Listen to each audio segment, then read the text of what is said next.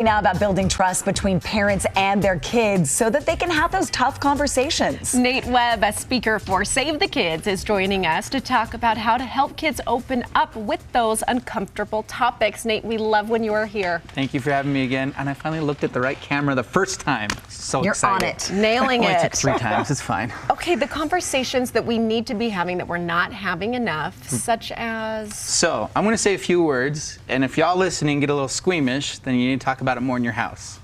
Sex, pornography, online predators, depression, suicide. Those are some really good base grounds. Now, the reason why these make us feel uncomfortable is because we have a lot of emotion around them as adults. Because that's like the no-no. You don't want your kids to know about sex too early. You don't want to steal their innocence.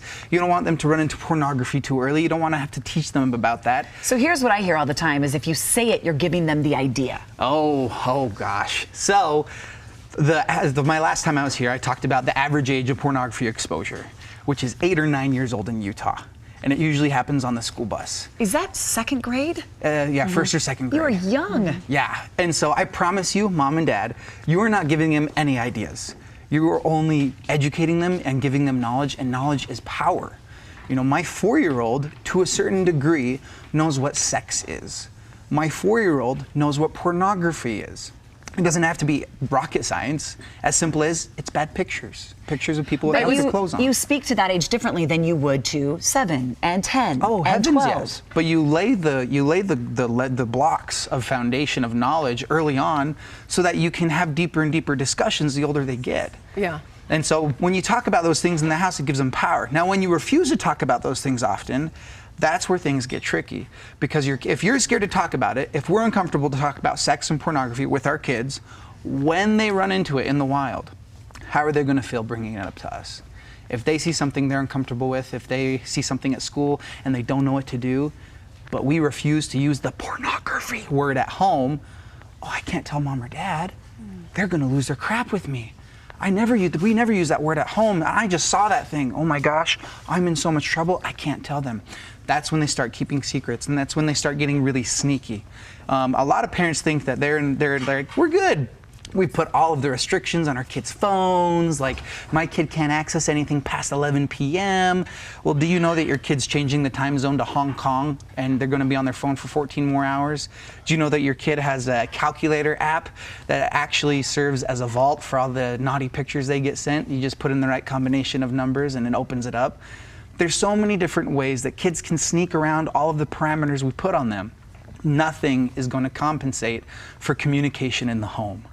Nothing. And so that's why we need to talk about these things so our kids feel like they can trust us when they encounter these things in real life, because they're going to encounter these things in real life. Yeah, you haven't made anything forbidden or taboo to talk about, so it's not going to be weird when they try to broach the subject. Oh, yeah. Will you give me an example of what you would say to your 4-year-old? Oh, absolutely. So actually, I have a 2-month-old, and my 4-year-old not too long ago was like, Mom, Dad, how did little Jackson get born?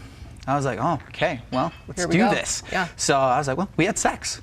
And he's like, what's that? I'm like, well, it's when Mommy and Daddy share their bodies with each other. And, you know, that's about all you need to know about it for right now. But just know that's how babies are made. You know, Mommy and Daddy shared their bodies with each other, and a baby went into Mommy's uterus, and that's how it happened. Nate, and what's so crazy is I did not grow up with that being discussed like that. Did you? No, heavens no. Oh my gosh, I was like, hey Mom, what's sex? Can you ask your father that? I'm a little uncomfortable there. Like, you know, it was... Well, it was a how do you know that word? And why are you saying it out loud? Right. And look away. Right. Right? So we have to choose differently. Right. Sex isn't a bad thing. Like, I'm just as conservative and religious as the next person, and sex isn't a bad thing. How do you get over the awkwardness? Embrace it. Just say the dang word. Sex, right? Pornography. There it is, right here on Good Things It's to Talk. okay. Just say the word. It's not, there's no evil in the word. Fear of the word gives power to the fear. Yeah. And when there's power to the fear, then our kids start hiding things. Yeah. Don't fear those conversations. Now, when you have the conversations, you need to be relaxed. You need to chill. So many times our kids are testing the waters with little things. Like, hey, did you hear that Johnny cheated on his test? And then we'll be like, oh my gosh, Johnny knew better than that. If that was my kid, you would be far, far away with no privileges. No, you would never dare. And then they're like, well, guess you know what? I'm not talking to Mom ever about ever. And so we need to watch our reactions on the small stuff. And when we do talk to our kids, maybe stay away from like a face-to-face looking down on them kind of thing. Side by side, going on walks. The car rides. It is a captive audience. My best convos. They can't run away, but they don't feel like they're being attacked because it's side by side. And so you can have a lot of good, deep conversations side by side. And then if you feel like you're going to lose your crap, you can give your kid like a trigger warning, basically, to give you that, hey, what I'm about to tell you is going to be hard for you to swallow, and I need you to chill. And so what I tell parents, it sounds like it's for little kids, and it is, but it can be for big kids too, teenagers, a no trouble bubble.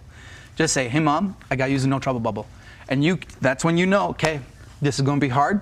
And I can do it. I'm going to keep my composure. And the first words out of your mouth can be, I love you so much and I need time to process this. And I'm going to talk to you in a little bit when I'm in a place where I can talk calmly, okay? I love these. A lot of not getting triggered, not getting riled up or punishing, getting mad. We're just having teaching moments. Yeah. Right? We're having true connection. Look how chill Nate is. Yeah, I like it. Let's take a page out of his book, SaveTheKids.org, and follow along on Instagram.